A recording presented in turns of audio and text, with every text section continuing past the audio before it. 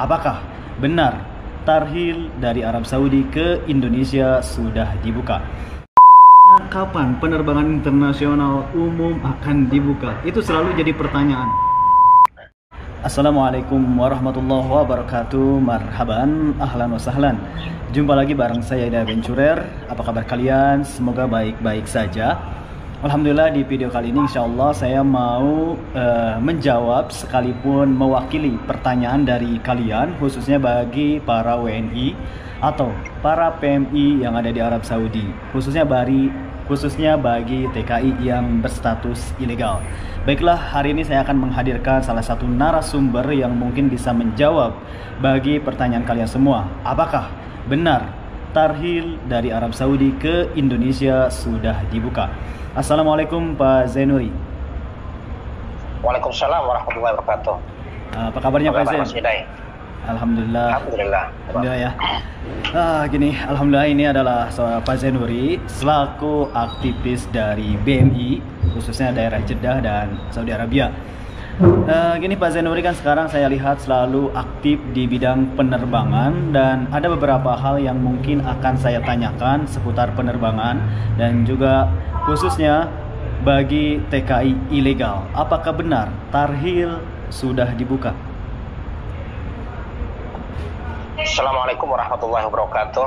Apa kabar teman-teman yang berada di Arab Saudi, PMI dan WNI, khususnya saudara-saudara kami yang overstyer. Untuk sementara ini penerbangan itu tidak ada. Dan tidak betul jika ada informasi tarhil dibuka, itu tidak ada. Dan itu bukan kewenangan kita. Kita tidak bisa memberikan informasi terlalu banyak karena ini kewenangan otoritas di sini. Iya, benar. Sedangkan maskapai yang membawa para penumpang dari tarhil itu hanya Saudi ya sementara ini. Tapi bagi teman-teman WNI yang mungkin sudah lama di sana ataupun yang kasus di penjara itu atau mungkin kena tangkap, mungkin saja jadi. Iya, bukan menyerahkan diri ya, tapi yang kena tangkap oleh polisi yang benar-benar sedang rahasia.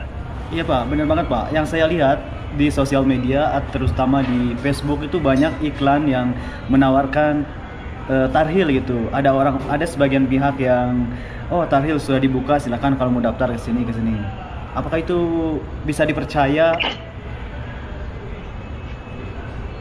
Bagi saya sih tarhil, kalau ada yang bilang dibuka itu mustahil untuk sementara saat ini ya.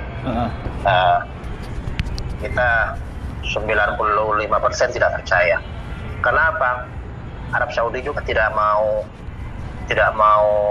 mengeluarkan biaya yang banyak, karena setiap hari itu kita juga butuh makan, biaya hidup. Begitu juga yang berada di tarhil.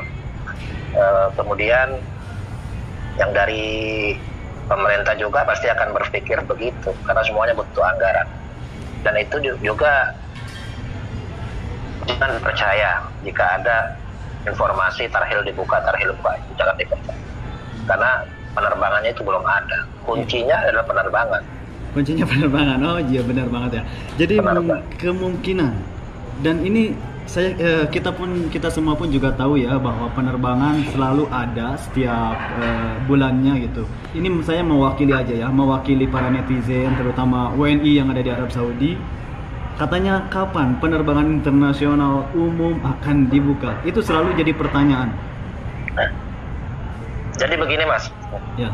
Kalau bicara kapan penerbangan dibuka, dan ada orang bicara September, Oktober, Desember, itu bohong. Itu hanyalah jadwal yang dibikin oleh salah satu travel yang ingin meraup jamaah, yang ingin memiliki jamaah dengan keterikatan DP, gitulah ya. Iya benar. Kemudian nanti akan diundur. Setahu saya, kalau penerbangan dibuka, itu seluruh dunia harus sudah steril dari COVID. Sah. Harus sudah steril dari COVID seluruh dunia. Dan info yang kita terima untuk saat ini pertama kali akan dibuka mungkin Eropa, tapi khusus Turki. Eropa, Turki ya. Ya. Nah, misalnya Saudi udah membuka penerbangan, tapi lihat kondisi di tanah air kita, gimana? Sah. Masih Benar. tinggi itu COVID, masih tinggi. Ya, meskipun di Saudi. Dan apabila jamaah umroh dibuka minimal dari per orang sekian, dari per negara sekian, itu nanti akan menimbulkan kecemburuan. Jadi kuncinya itu untuk tarhil, kapan penerbangan dibuka, kapan penerbangan internasional dibuka.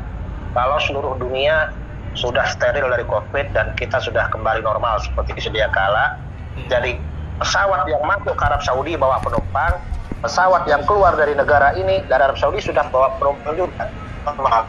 Apabila pesawat datang ke Arab Saudi, misalnya kayak Lion Air atau Garuda itu kosongan, itu masih termasuk dalam penerbangan khusus. Itu akan termasuk dalam penerbangan khusus dan akan membutuh biaya double.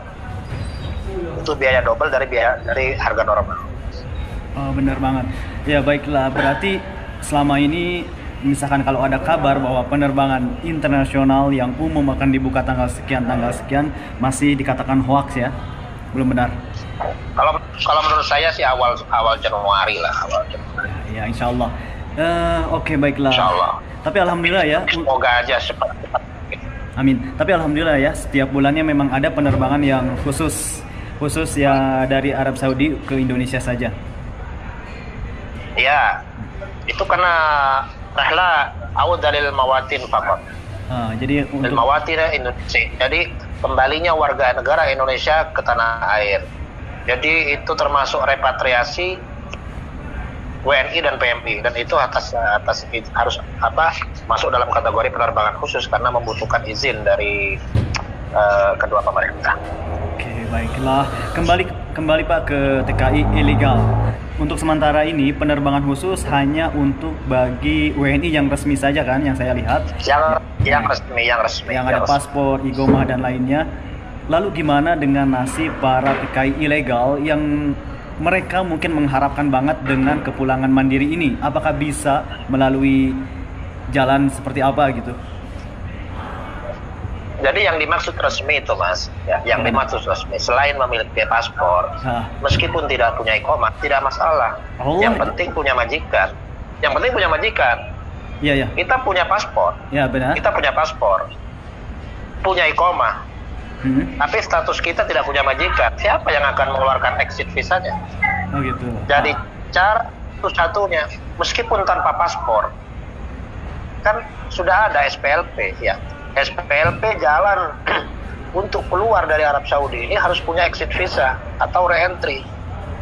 Maksudnya gimana? Jadi jalan satu exit visa atau re-entry itu adalah syarat utama untuk keluar dari kerajaan ini.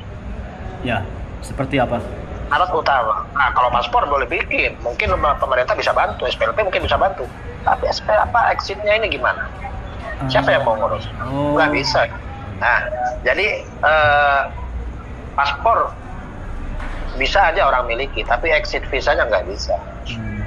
Exit visa itu majikan dan otoritas imigrasi Arab Saudi. Jadi kesimpulannya gini, sama sekali buat TKI ilegal emang belum bisa mengikuti penerbangan mandiri ini? Belum bisa. Dan insya Allah lah kita berdoa sama-sama semoga setelah ini ada kemudahan. Ya. Kita juga semua prihatin dengan apa yang terjadi dengan WNI yang overstay. Sebenarnya penerbangan mandiri itu tidak semerta-merta datang begitu saja pesawat datang jadi enggak. Jadi kalau di Lion Air, karena saya membidangi di bagian Lion Air, itu kalau sudah ada permintaan di atas 50%. Baru kita bikin jadwal. Jadi kalau tidak ada permintaan kita tidak ada. Oke Pak Zain, sekarang gimana untuk jalan terbaik bagi WNI atau PMI yang ada di Arab Saudi menunggu penerbangan internasional yang umum? Karena banyak sekali WNI yang menunggu harga tiket yang murah atau gimana? yang mandiri, yang benar-benar mandiri, seperti yang pekerja bebas ya, ataupun atau itu percuma, mereka menunggu tiket murah percuma. Jika dikalkulasi dengan menunggu itu tiap hari butuh biaya hidup, dan tiap hari butuh makan, butuh minum, dan juga butuh sewa rumah. Terkecuali yang resmi dia berdiam diri di rumah majikannya. Kalau yang berdiam diri di majikannya udah punya gaji. Tapi saran saya bagi teman-teman yang bebas, yang bekerja bebas, lagi punya pemasukan tiap hari dan bisa mencukupi keluarga di Indonesia, lebih baik bertahan aja. Lebih baik bertahan. Tapi banyak kecuali mereka punya hajatan, misalnya harus pulang ke Indonesia karena ada kepentingan keluarga, ada acara pernikahan dan lain-lain. Itu memang hak. Menurut Pak Zainuri sendiri gimana? Kan ada sebagian WNI yang dirumahkan. Memang sampai saat ini mereka tidak bekerja. Apakah menunggu penerbangan untuk umum dengan harga murah atau mengambil penerbangan ini meskipun mahal harga tiketnya itu? Lebih baik untuk saat ini yang paling murah itu Lion Air. Yang paling murah Lion Air ya. Paling murah, paling mudah, paling sportif dalam jadwal penerbangan. Dan karena kita punya tim yang siap melayani komunikasi, tanya jawab, telepon. Kita punya tim.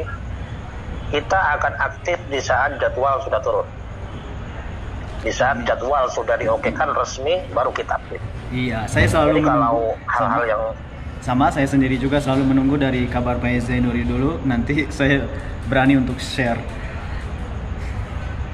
Ya, dan saya juga tidak bisa bikin jadwal. Pertama, bikin jadwal itu kita harus punya 50% calon penumpang minimal. Yang kedua, harus ada persetujuan dari maskapai dan memenuhi persyaratan termasuk DP dan lain-lain. DP ke maskapai minimal 1 M, minimal 1 miliar sebagai tanda sebagai tanda tanggung jawaban ataupun minimal jaminan lah ya. Atau izin dan juga izin ke pihak perwakilan RI, KJRI dalam proses repatriasi ini tidak bisa dilaksanakan tanpa ada izin. Oke, baiklah Pak Zainuri. Dan kira-kira kapan akan ada lagi penerbangan mandiri dengan pesawat Lion Air? Insya Allah tanggal 16. Insya Allah tanggal 16 September. Insya Allah tanggal 16. Awalnya kita mau bikin tanggal 8. Iya. Kemudian muncullah poster tanggal 8 mengaku dari Lion Air tapi bukan kita. Iya. Kemudian saya ganti schedule tanggal 15. Mau ganti itu di grup WhatsApp saya udah ganti. Timbullah mereka bikin jadwal. Saya nggak tahu itu ya. Kita menghindari bentrok. Kita hanya menghindari jadwal yang sama. Dikhawatirkan ada salah satu permasalahan yang di luar kita gitu. Jadi kita tidak mau nanti dipertanyakan. Dan kemudian Mas Hidai, kita kembali kepada teman-teman yang overstyer ya. Overstyer itu kita melihat kita mendengar bahwasannya ada sekumpulan orang di dekat Hadiga, di KJRI. Itu saya rasa itu percuma sekali. Saya rasa percuma. Mereka mau bertahan di sana, mau sebulan, 2 bulan, itu percuma. Karena yang menang kepulangan overstyer itu otoritas Arab Saudi. Otoritas ini bukan KJRI, bukan. Jadi bukan kalau memang mau mencari supaya ditangkap, bukan begitu, bukan di sana tempatnya. Tempatnya di mana? Saya kasih contoh. Berdiamlah di Hadigah. di Hadigah, Dawar Handasa. Iya, ya.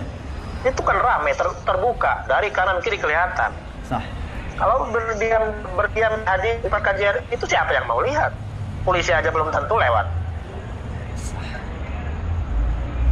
Betul nggak?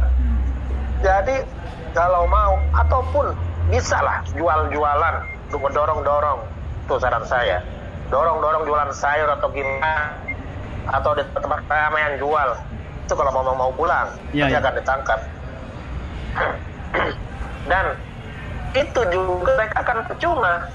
Kenapa percuma? Kenapa? Mereka akan mendekam di Tarhil tanpa tahu kapan kita akan dipulangkan. Benar banget. Karena memang penerbangan internasional itu akan percuma. Iya, nggak ada. Iya. Itu juga percuma. Jadi jalan yang terbaik buat teman-teman semuanya, jalan-jalan terbaik, yang terutama yang Mbak, sebetulnya tenaga Anda itu semua masih dibutuhkan oleh orang sini. Masih dibutuhkan. Masih banyak yang mencari. Pembantu, kecuali supir lah ya, supir memang kita maklumi, memang pertama hanya orang-orang tertentu ada yang butuh, itu ya, kecuali supir laki-laki. Ini yang paling susahnya laki-laki. Kalau ibu-ibu, mbak-mbak yang masih gagah, masih cantik, masih kuat kerja, iya benar, masih kuat bekerja, saran saya udahlah kita kembali dulu, tunggu 2-3 bulan,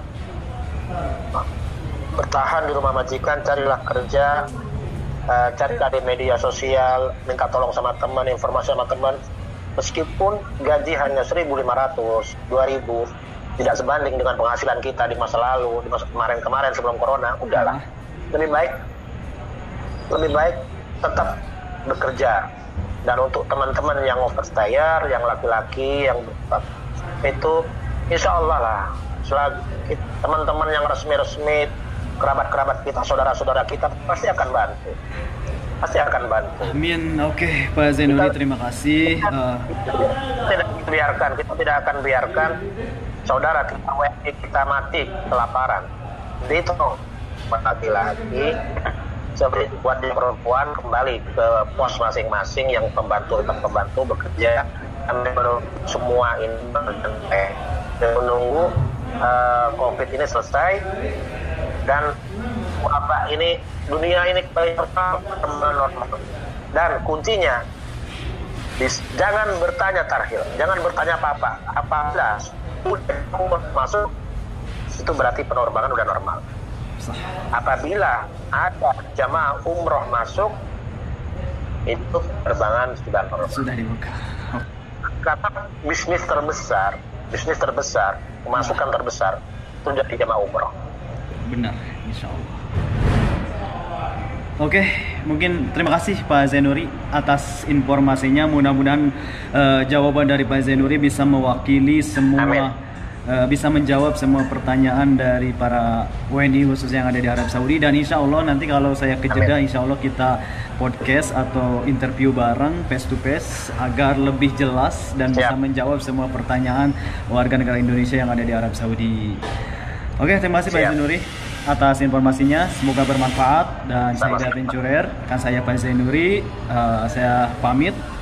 Wassalamualaikum warahmatullahi wabarakatuh. Syukran. Assalamualaikum.